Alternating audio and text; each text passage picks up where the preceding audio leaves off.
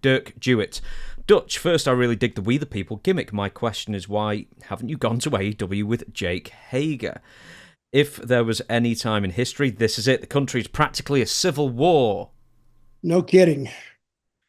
Probably one reason that I don't go to AEW is because we haven't been very kind to Tony on this show. We haven't been very kind to AEW on the show. We've been truthful. Yeah, but truthful. But see, that's not called being kind. Being kind is, yeah, they're going to get better or. And we hadn't actually been kind to Tony. We've said that he needs a booker. He needs somebody who knows how to weave a story together. And you know what surprises me about AEW is they don't do hardly anything. They do, but not much outside the studio. WWE used to go on the road and tell these little stories within the stories. You remember when apparently Steve Austin shot Austin? Pillman. Who'd he shoot? Pillman shot Austin. Pillman. Yeah. And the people, they were so wrapped up in that story, they believed it. Well, USA nearly threw him off for that. And you remember the limousine blowing up? Yep. And everybody believed that. Well, I didn't. Because, yes, you No, did. I You didn't. sitting there over in England thinking Harvard educated is probably the best in the world. What? No, Eton is. What's the big college over there? Well, Eton's not a college, university. Cambridge. Cambridge. Oxford, yeah. You can have one of them. Yeah, that. I didn't go to either of them. No, I didn't. Yes, but it looked real, didn't it? Oh, it was well shot, definitely, and it was very interesting. Then Chris Benoit ruined it. But tell me something. But for a second, you went, no, they didn't. Yes or no? No. For us, no, for it a was a second. storyline. No, not for a second. I knew it was a storyline the entire way. See what you have done. You have really prohibited yourself from getting caught up in the story. Yeah. You didn't think it was a great angle? That's not what you asked. You asked if I thought if it really happened. Well, you heard the question I just asked. Just say yes. Yeah, it was great. Yeah. It was excellent, but as I said, Chris Benoit then ruined it, and we never got closure on that. Why did Chris Benoit ruin it? Because he killed his family and then himself, and then they just had to get rid of the storyline immediately. So we never actually found out where it went. Well, I see. So, well, anyway, but he does. Let me get back to Tony Khan. He shoots very little out of the studio. And if you have a writer to write that stuff, they could go do that the day before, the day of, and weave it together so it makes sense. Shoot some of it after dark, like somebody's coming to the arena. Some guy's had him arrested. He's barely got time to make it, and show him pull up in the parking lot and run in. He don't even have his wrestling stuff on, maybe one boot on, and they have a match. Now, people would kind of get with that, I think. I mean, that's just the way somebody is dressed. But the story could be anything. Now, as long as it's interesting.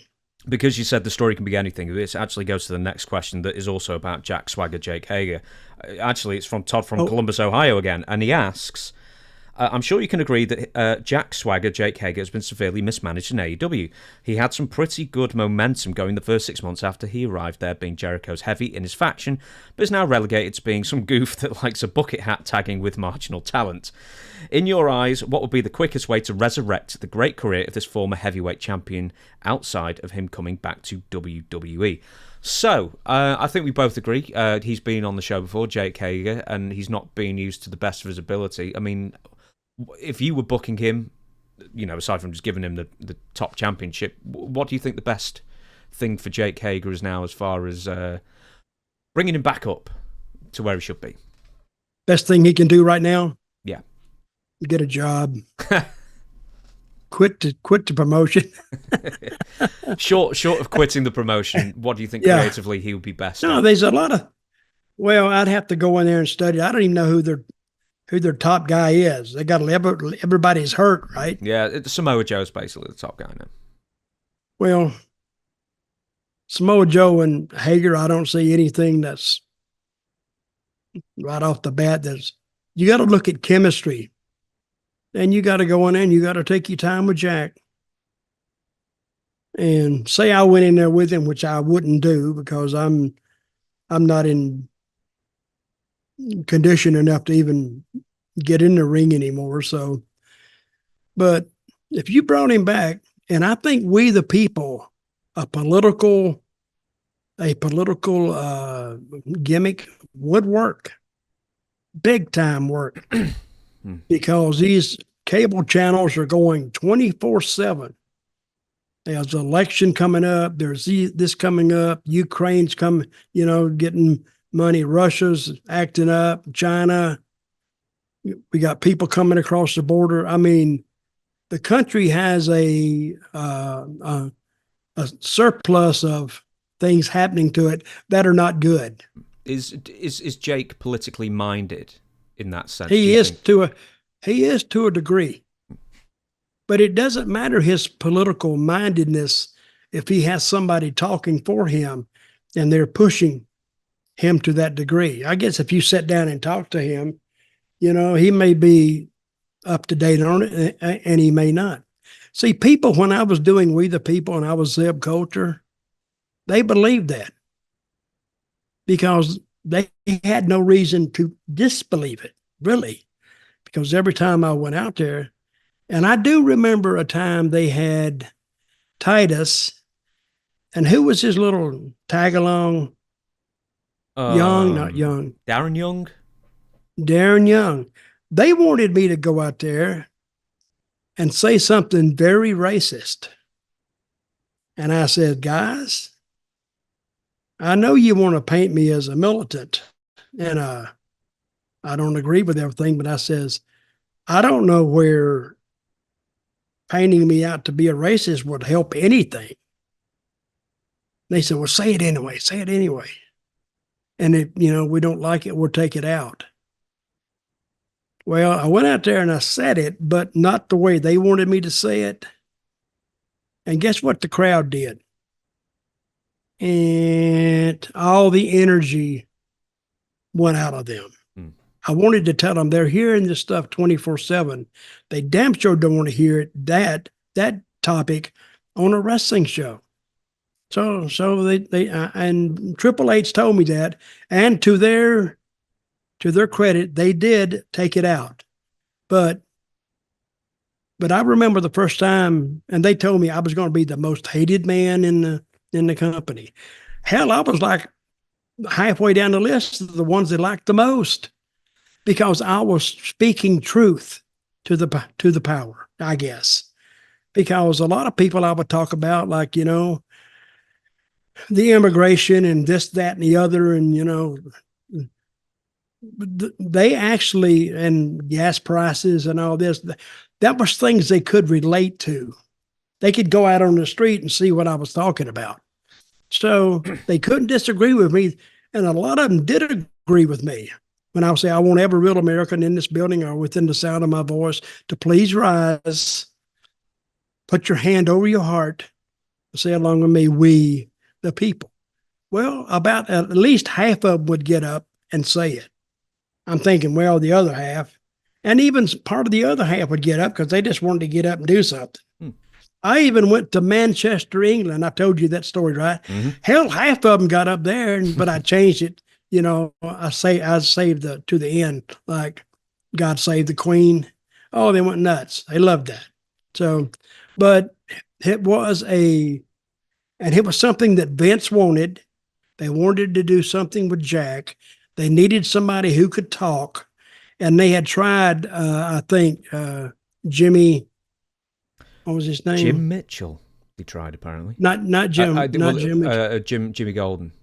Jimmy Golden. They tried him. I think they tried Robert Fuller, but Robert is too much of a damn, like a carnival barker to take him seriously. And so when they got me up there, they said, okay, go with it. And I ran it for 2 years.